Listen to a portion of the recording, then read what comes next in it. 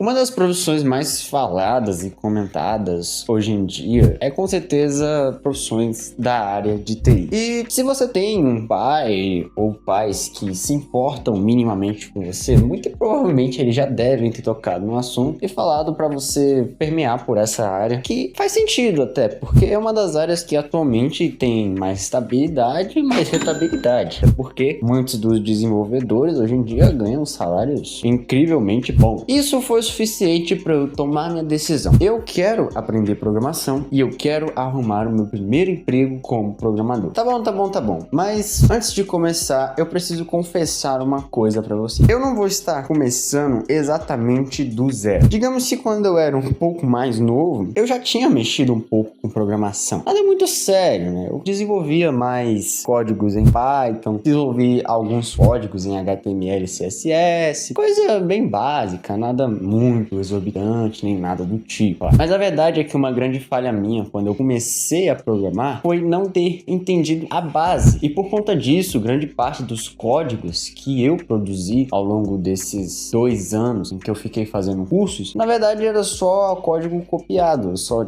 entrava num vídeo da internet, via o cara fazendo e copiava exatamente a mesma coisa. Só que mudava, sei lá, as variáveis e essas coisas. Então, não era exatamente eu codando ou criando um código. Era mais um Ctrl+C, Ctrl+V. Provavelmente se tivesse o código na descrição, ia ser muito mais fácil, porque era só pegar o código e botar lá no editor. E eu confesso que eu cometi um grande erro quando eu comecei essa parte de criar códigos, que foi exatamente isso: não aprender a base, não aprender a lógica de programação ou o pensamento computacional. E você pode estar se perguntando, tá, que diachos é lógica de programação? Basicamente, a lógica de programação ou o pensamento computacional é, podemos dizer, a forma correta de você instruir um computador a fazer algo. Porque, por incrível que pareça, e pode não parecer, o computador é extremamente burro, num nível absurdo. Se você disser para ele, olhe para a esquerda, ele vai se perguntar, o que é esquerda?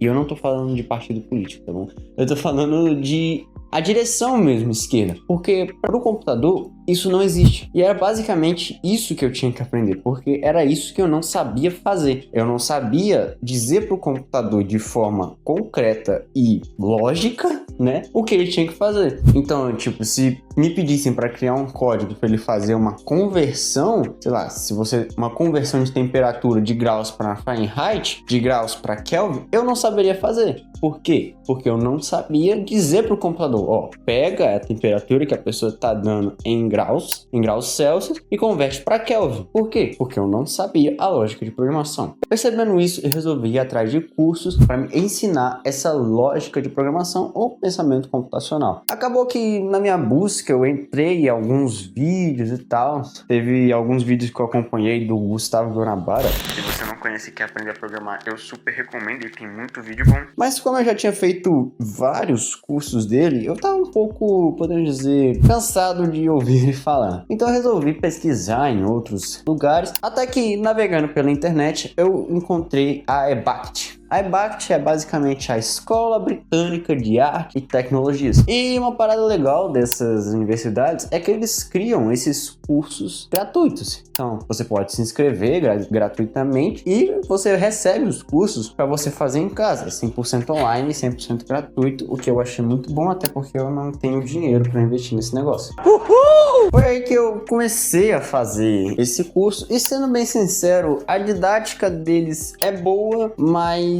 o método deles é um tanto quanto fraco, podemos dizer assim. Dá pra você aprender, eu achei bem interessante a forma como eles conseguiram explicar lógica de programação, mas eu achei uma metodologia um tanto quanto fraca. Basicamente, o que eles utilizaram para explicar a lógica de programação foi criar fluxogramas.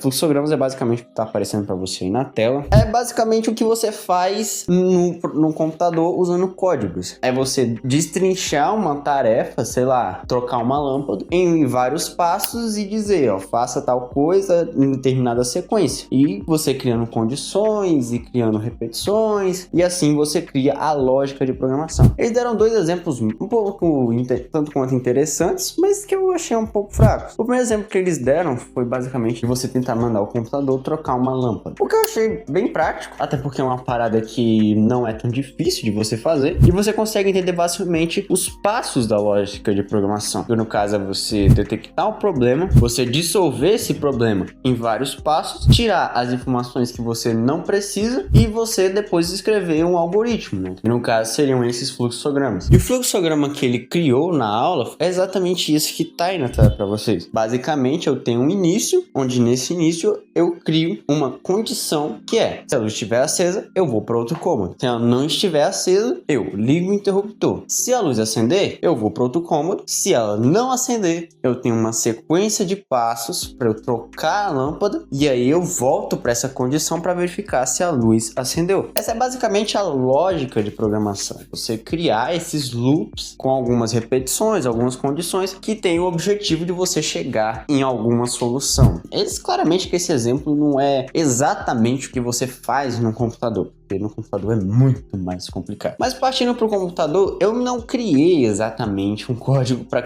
mandar um computador trocar uma lâmpada, até porque o computador não tem braços e ele ficaria tipo, o que é uma lâmpada? Aí eu fui tentar criar um exemplo mais simples, né? Que é criar um conversor. Basicamente o que eu criei foi uma estrutura onde eu converto uma temperatura que alguém vai dizer para graus Celsius ou para Fahrenheit. O que eu achei um exercício bem interessante, dado que não é uma coisa tão difícil de você fazer e é um exemplo bem prático. Você não precisa ser nenhum gênio da computação, nenhum gênio da informática para você fazer isso. Então eu só tive que criar uma célula onde a pessoa vai me dizer qual é a temperatura, outra onde a pessoa me diz para que tipo de escala ela quer converter, e aí eu crio uma condição onde ela verifica para qual escala ela tem que converter, faz essa conversão e escreve na tela o valor convertido. Foi uma coisa muito difícil de se fazer? Eu posso dizer que não, porém é uma parada que exercita a lógica de programação e eu gostei bastante de executar essa tarefa, até porque, sendo bem sincero, eu não tinha muita ideia do que fazer. No final deu certo, o código funcionou e eu fiquei muito feliz por ver ele rodando lá bonitinho e tal. Depois eu tentei, né, avançar um pouco mais nos meus estudos e criar alguns códigos um pouco mais complicados, podemos dizer. Eu criei um que ele faz basicamente um gerenciamento financeiro. Claramente esse não é um código tão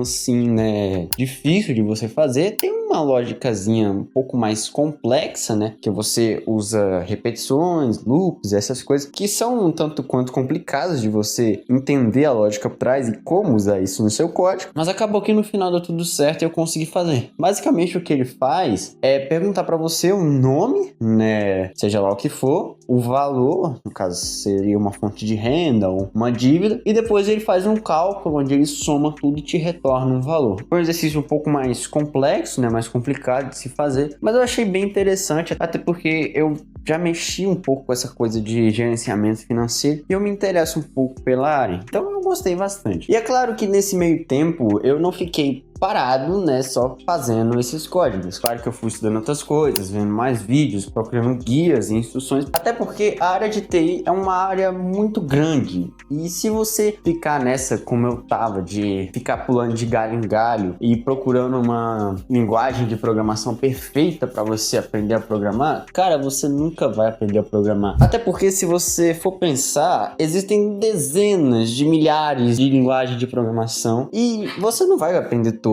você não vai conseguir entender todas, vão ter algumas que você vai ter mais dificuldade, vão ter algumas que você vai ter mais afinidade, vão ter outras que você não vai conseguir executar de uma forma tão perfeitinha, vão ter outras que você não vai conseguir nem sequer aprender, então, cara, é normal, não se preocupa. Até porque no final das contas, quando a gente vai medir a balança de verdade, você saber uma linguagem de programação específica é muito melhor do que você ter um conhecimento raso sobre muitas linguagens de programação. Então, se você tá começando assim como eu, tecnicamente não tô começando, cara, foca numa linguagem só. Sei lá, vai pra Python, que é uma linguagem muito simples de aprender e ela é bem fácil de você começar. A sintaxe dela é bem bem simples de você entender, vai pra isso, senão você vai acabar se frustrando. Mas valeu, se você gostou do vídeo, não esquece de deixar o seu like, se inscrever no canal e ativar o sininho das notificações. Eu não sei quando eu vou postar o próximo vídeo, até porque eu vou ter que estudar um pouquinho mais pra falar pra vocês como é que foi e tal. Então, fica de olho no canal e não esquece de ativar o sininho pra quando sair um novo vídeo, que pode ser do próximo ano ou daqui a 10 anos, não sei, fica de olho aí. Valeu, fui!